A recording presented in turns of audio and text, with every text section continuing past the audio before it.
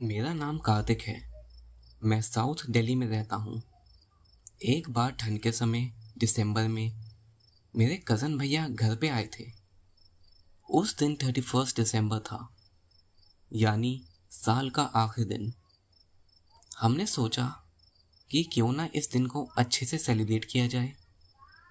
हमने प्लान बनाया कि हम रात को छत पर बोनफायर जला के फुल एंजॉय करेंगे।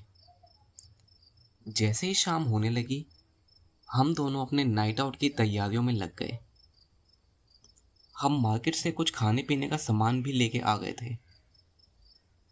हमने अपनी छत पे एक कैंपिंग टेंट भी लगा लिया था। हमने डिसाइड किया कि सारी रात हम छत पे ही रहेंगे और फिर छत पर ही कैंपिंग टेंट में सो जाएंगे। जैसे ही रात के 9 बजे हम लोग छत पे पहुंच गए। सबसे पहले तो हमने आग जलाई, फिर हमने ब्लूटूथ स्पीकर में गाने चलाए और खाने पीने लगे। ये सब होते होते अब 11 बज चुके थे। मेरा घर 6th फ्लोर पे है और आसपास बहुत पेड़ भी हैं। इस वजह से छत पे स्ट्रीट लाइट्स की रोशनी नहीं आ पाती। छत पे बस चांद और हमारी बुझती हुई बोनफायर की रोशनी थी। अब हम दोनों थोड़ा बोर होने लग गए थे, तो हम भूत प्रेतों की बात करने लगे। हम एक दूसरे को अपने साथ हुए किस्से सुनाने लगे। तभी भैया ने बताया कि कैसे उनके कुछ दोस्तों ने भूतों को बुलाने की कोशिश की थी, लेकिन उस दिन कुछ हुआ नहीं। मैंने बोला कि क्यों ना आज फिर से हम वैसा ही कुछ ट्राई करें। फिर क्या था, हमने इंटरनेट से सब कुछ देखा कि क्या करना है और कैसे। हमने नेट से देख के फर्श पे एक पेंटागन बना लिया। उसके बाद उस पे हमने 5 कैंडल्स लगा दी। हमें इंटरनेट से जो मंत्र मिले थे, हम उन्हें भी पढ़ने लगे। ये सब हमने 10-15 मिनट तक ट्राई किया। उसके बाद हम समझ गए कि ये सब बस एक बकवास है और असल ज़िंदगी में भूत जैसा कुछ भी नहीं होता। अब 12 भी बजने वाले थे, यानी नए साल का काउंटडाउन शुरू हो चुका था। हमने ठीक 12 बजते ही स्काई शॉट्स और रॉकेट्स जला के नए साल का स्वागत किया। उसके बाद हम टेंट में सोने चले गए।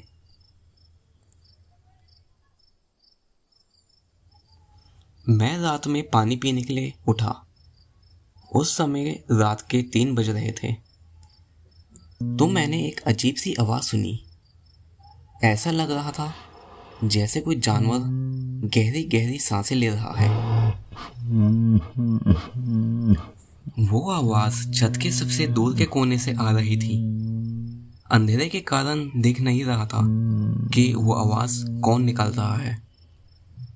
मैंने अपने भैया को उठाया और सब कुछ बता भी दिया।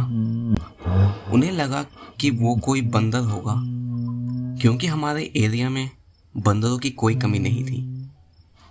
लेकिन थोड़ी देर में हमारी सारी गलतफहमी दूर हो गई। वो जानवर धीरे धीरे खड़ा होने लगा। वो कम से कम 7 फुट का तो था ही।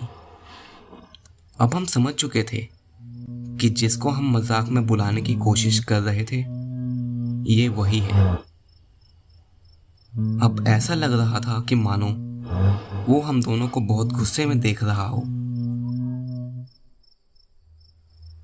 ये सब देख के हम भाग खड़े हुए और वो भी हमारे पीछे ही भाग रहा था।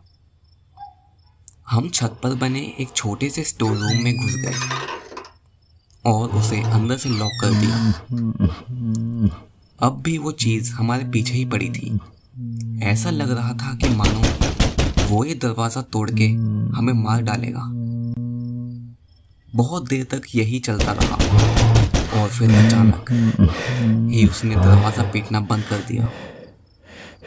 हमने फिर भी 20 मिनट तक इंतज़ार किया। इसके बाद हमने डरते डरते स्टोर रूम का दरवाज़ा खोला। और भाग के नीचे कमरे में जाके चुपचाप सो गए। अगली सुबह हमने नेट पर पढ़ा कि 3 AM के टाइम को विचिंग आवर या फिर डेविल्स आवर भी कहा जाता है।